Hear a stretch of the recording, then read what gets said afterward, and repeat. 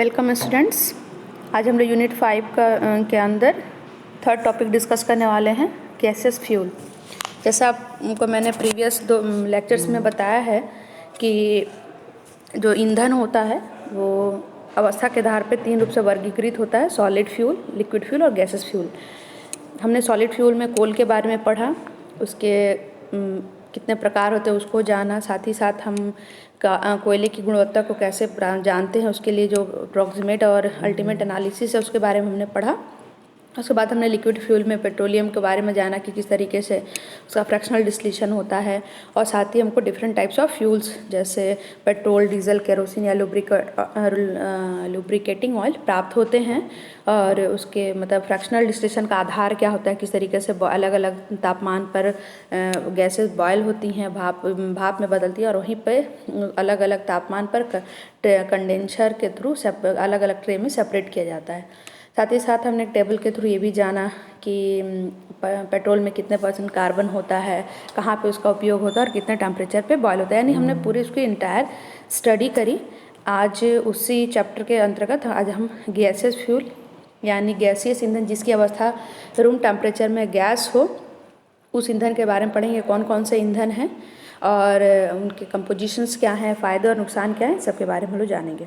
ठीक है, तो सबसे पहले डेफिनेशन समझना है कि गैसेस फ्यूल का मतलब क्या होता है। तो सिंपल सी बात है कि ऐसा ईंधन जिसकी अवस्था गैसियस हो रूम टेम्परेचर पे, यानी रूम टेम्परेचर आपको पता है 25 से 30 डिग्री माना जाता है, नॉर्मल 25 डिग्री सेल्सियस को रूम टेम्परेचर माना जाता है। तो उस तापमान पर जिस ईंधन की अवस्था गैसियस है, ऐसे ईंधन को हम गैसियस फ्यूल का नाम देंगे। एग्जाम्पल में देखिए लिखा है natural gas, CNG, petroleum gas etcetera. तो सीएनजी आपको पता है, इसको फुल फॉर्म होता है कंप्रेस्ड नेचुरल गैस, ठीक है, जो वाहनों में प्रयोग किया जाता है ईंधन के रूप में।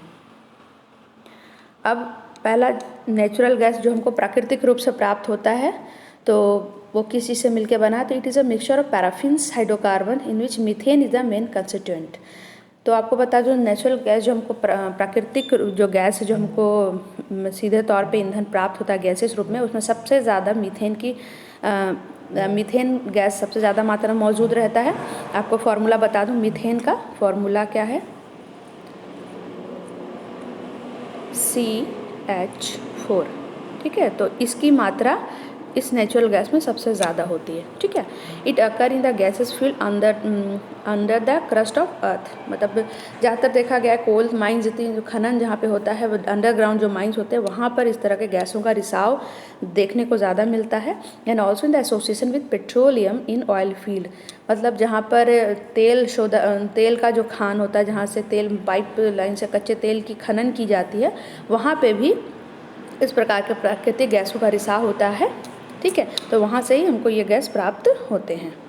ठीक, अब आपको बता दूं, नेचुरल गैस भी 2 प्रकार के होते हैं। एक होता है ड्राई नेचुरल गैस और दूसरा होता है वेट नेचुरल गैस। ये जो वर्गीकरण है, विभाजीकरण है कि एक ड्राई में और वेट के बीच में बस ये है कि जो रिकवरेबल कंडेंसेट जो गैसें हैं उसकी मात्रा उस पर्टिकुलर नेचुरल गैस में कितनी है उसके आधार पर। जैसे ड्राई नेचुरल गैस में जो है वो लेस देन 15 ग्राम पर मीटर क्यूब, मतलब जो रिकवरेबल कंडेंसेट जो गैसों का जो मिश्रण है वो अगर 15 ग्राम पर मीटर क्यूब से कम है तो ऐसे गैसों को हम ड्राई नेचुरल गैस बोलेंगे, और अगर वो 50 ग्राम पर मीटर क्यूब से ज़्यादा है तो हम ऐसे नेचुरल गैस को बोलेंगे वेट नेचुरल गैस। ठीक है, अब देखिए यहाँ पे मैंने कंपोजिशन का एक टेबल है कि किस तरीके से जो नेचुरल गैस है उसकी कंपोजिशन होती है। तो जो अभी मैं बोली थी, जैसे मीथेन सबसे ज़्यादा मात्रा में रहता है, देखिए ड्राई में भी 96.91% है। अगर हम वेट की बात करें, मतलब वेट नेचुरल गैस में, तो 77.22 है। ठीक है, उसी तरीके से देखिए आपका इथेन है, प्रोपेन है, ब्यूटेन है, पेंटेन है, कार्बन डाइऑक्साइड और नाइट्रोजन गैस है। ठीक है, तो ये भी गैसें ये नेचुरल गैस में मिक्स फॉर्म में रहती हैं। तो उसकी देखिए कंपोजिशन बिल्कुल बहुत कम है, 1 भी नहीं है। ठीक है, पर अगर मीथेन की बात करें, दोनों में कंपेयर करिए तो सबसे ज़्यादा बाकी गैसों के मात्रा में सबसे ज़्यादा दोनों में मौजूद हैं। ठीक है, अब कैलोरीफिक वैल्यू की बात कर लें तो देखिए, जैसे आपको मैंने पहले ही बताया है कि जो गैसियस ईंधन होते हैं उसकी जो कैलोरीफिक वैल्यू होती है बहुत ज़्यादा होती है। लकड़ी का आपने देखा था सिर्फ 4000 से लेके 5000 तक किलो कैलोरी था पर केजी। यहाँ पर देखिए अगर हम इसकी नेचुरल गैस की कैलोरी वैल्यू की बात करें तो 9000 किलो कैलोरी, ठीक है। और अगर वेट नेचुरल गैस की बात करें तो 11200। तो आप देख सकते हैं कि कितना ज़्यादा कैलोरीफिक मान है। मतलब अगर हम कम अमाउंट में भी अगर हम गैसेस फ्यूल को जलाते हैं तो हमको कहीं ज़्यादा लिक्विड और सॉलिड फ्यूल के कंपेयर में हमको ऊर्जा प्राप्त होती है, ठीक है। स्पेसिफिक ग्रेविटी की बात करें तो चूँकि गैसेस फॉर्म में तो इसका 0.54 है, वेट नेचुरल गैस का 0.741 है। अब आ जाते हैं यूज़ पे कि नेचुरल गैस के यूज़ कहाँ कहाँ हैं। इन reaching the gases fuel of low calorific value, जो गैसेस फ्यूल की कैलोरी वैल्यू कम है उसके साथ ब्लेंड कर दिया जाता है, मिक्स कर दिया जाता है ऐसे गैसों को, ताकि उसका कैलोरीफिक मान बढ़ जाए और तब उसको ईंधन के रूप में प्रयोग किया जाए। तो सबसे ज़्यादा उसमें यूज़ किया जाता है making water gas. Water gas का मैं आपको फॉर्मूला बता दूँ, ये ह्यूमंस द्वारा बनाए गए ईंधन है जिसका फॉर्मूला होता है CO+H2। ये वाटर गैस का फॉर्मूला। तो इस गैस को बनाने के लिए भी नेचुरल गैस का प्रयोग किया जाता है। उसके बाद अलग अलग रिएजेंट बनाने के लिए भी प्रयोग में लाए जाते हैं। तो जैसे प्रोडक्शन ऑफ मिथाइल क्लोराइड, तो मिथाइल क्लोराइड का फॉर्मूला अगर हम बोलूँ तो ये है CH3Cl। ये रसायन बनाने का, ये यौगिक बनाने में नेचुरल गैस का इस्तेमाल होता है। मिथाइल अल्कोहल की बात करें तो आपका हो गया ये CH3OH, ठीक है। ये मिथाइल अल्कोहल है, इसको बनाने में भी नेचुरल गैस का प्रयोग किया जाता है। Gas turbine also use natural gas as a fuel. मतलब गैस टरबाइन मतलब जहाँ पे गैसों का यूज़ किया जाता है विद्युत बनाने के लिए, वहाँ पे भी नेचुरल गैस का प्रयोग किया जाता है ताकि हम विद्युत को प्राप्त कर सकें। तो इस तरीके से आपने देखा किस तरीके से नेचुरल गैस का प्रयोग किया जा रहा है ईंधन के रूप में, दूसरे अन्य गैसों को बनाने के लिए और अलग अलग रसायन यौगिक बनाने के लिए भी इसका प्रयोग किया जाता है, ठीक है। अब आते हैं नेक्स्ट स्लाइड पर। तो उसी के में अभी तक तो हमने जो प्राकृतिक रूप से जो नेचुरल गैस हमको प्राप्त हो रहा था, जिसको हम प्राकृतिक गैस हिंदी में ही बोलते हैं, हमने उसको डिस्कस किया। अब हम जानेंगे कि ह्यूमन मेड मतलब इंसान ने जिस गैसों को बनाया ईंधन के रूप में वो क्या। तो सबसे पहले उसमें हम लोग जानेंगे कंप्रेस्ड नेचुरल गैस, जिसको शॉर्ट में CNG बोलते हैं। तो compressed natural gas is a fuel source that is made from compressing natural gas to less than 1%। जो प्राकृतिक गैस है उसको कंप्रेस करके, कितना कंप्रेस किया जाता है, less than 1% of its standard atmospheric volume. जो उसकी स्टैंडर्ड वॉल्यूम है, एटमॉस्फेरिक वॉल्यूम, उसका मतलब कंप्रेस करके लेस देन 1% कर दिया जाता है, तब हमको CNG प्राप्त होता है। तो CNG can be use in place of gasoline और डीजल इन एनी व्हीकल्स। तो जैसे मैंने बताया कि अभी वाहन के रूप में हम डीजल और पेट्रोल को ना यूज़ करके हम गैसेस ईंधन को यूज़ करें, तो जो उस ईंधन का नाम ही है CNG, जो कि कंप्रेस करके नेचुरल गैस को कंप्रेस करके बनाया जाता है, ठीक है। उसके बाद इसके एडवांटेज के बारे में बात कर लें। It is a light weight gas with high ignition temperature and is no more dangerous than petrol.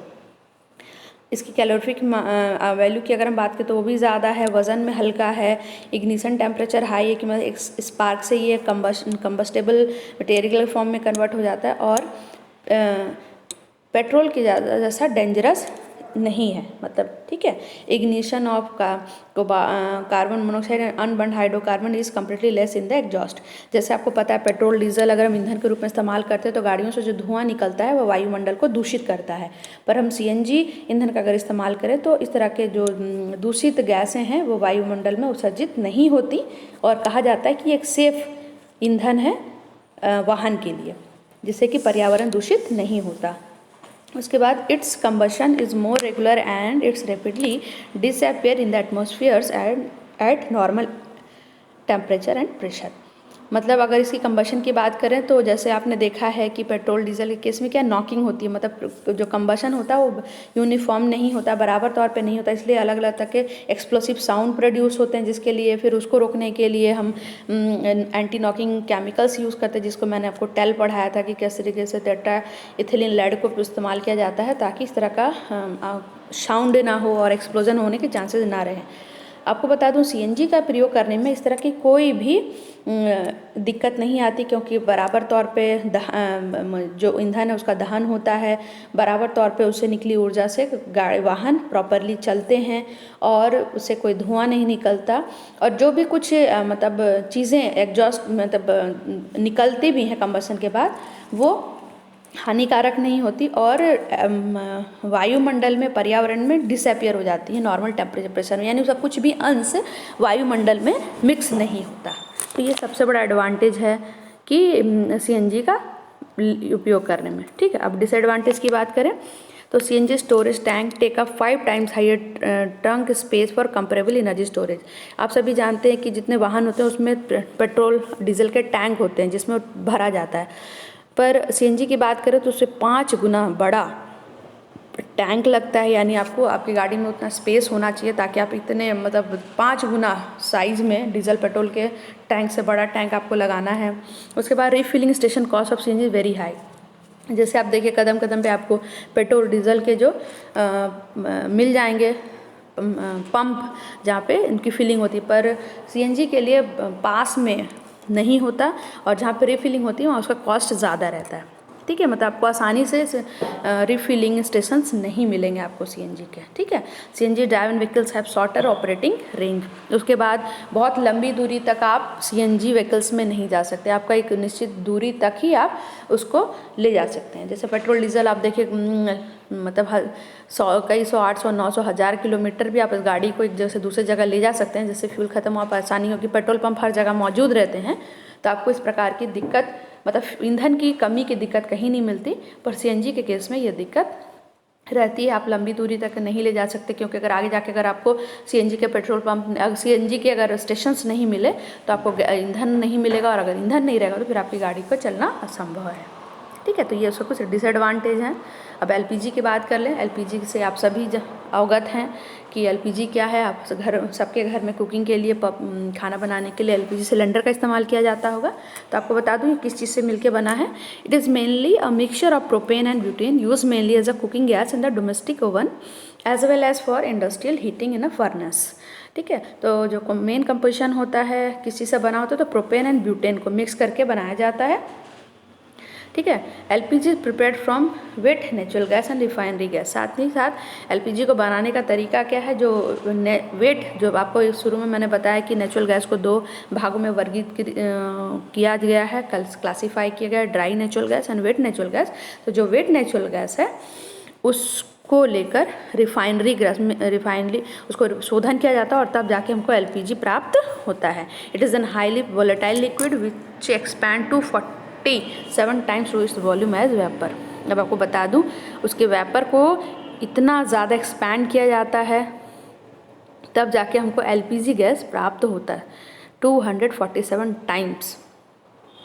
Highly volatile liquid का मतलब क्या है कि जैसे ही बाहर अगर आप तो तुरंत गैसेस फॉर्म में ये कन्वर्ट होकर एटमॉस्फेयर में चला जाएगा, तो उसको 247 टाइम्स एक्सपैंड किया जाता है इस वॉल्यूम एज वेपर।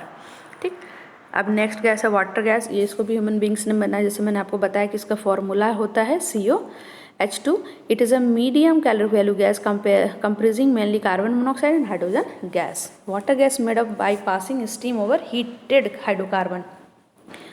गर्म हाइड्रोकार्बन के ऊपर से जब जब भाप को पास कराया जाता है तब हमको ये वाटर गैस प्राप्त होता है। इसकी स्पेसिफिक ग्रेविटी की बात करें तो 0.5 से लेकर 0.5 तक है, और कैलोरिफिक मान मीडियम जैसे बताया गया 2500 से लेकर 2800 किलो कैलोरी तक इसका मान है। ठीक है, उसके बाद है carburetted water gas that has been increase by hydrocarbon gas of high value calorific value. अब देखिए दोनों ही वाटर गैस पर ये कार्ब्यूटेड है, तो इसकी जो कैलोरी मान देखिए वहाँ पे हमने लगभग 3000 के आसपास देखा, पर यहाँ पे 10,000 से लेकर 13,000 किलो कैलोरी इसकी कैलोरिफिक वैल्यू। उसका रीज़न क्या है, क्योंकि इसमें हाइड्रोकार्बन गैस की मात्रा ज़्यादा होती है, इस वजह से इसको कार्ब्यूटेड वाटर गैस भी कहा जाता है। चूँकि इसका कैलोरिफिक मान ज़्यादा है तो उसका ईंधन के रूप में प्रयोग भी ज़्यादा होता है। तो इस तरीके से स्टूडेंट्स आज हमने गैसेस फ्यूल्स के बारे में जाना, कितने प्रकार का होता है, उसकी कंपोजिशंस क्या होती है और उसका उपयोग, साथ ही साथ लाभ और हानि के बारे में भी हमने डिस्कस किया। नेक्स्ट क्लास में हम लोग लुब्रिकेंट को पढ़ेंगे और कितने प्रकार का होता है, क्या होता है। ठीक है, आप लोग अपने असाइनमेंट्स में गैसेस फ्यूल के ऊपर लिखेंगे, एक शॉर्ट नोट्स बनाएंगे गैसेस फ्यूल के ऊपर, जिसमें कितने प्रकार के गैसेस फ्यूल प्राकृतिक रूप से प्राप्त होते हैं, कितने को ह्यूमन बींग्स ने बनाया है, उसकी कंपोजिशंस क्या है और उसका यूजेस कहाँ है, वो सारे डिटेल उसमें होनी चाहिए। तो आज के लिए इतना ही। Thank you.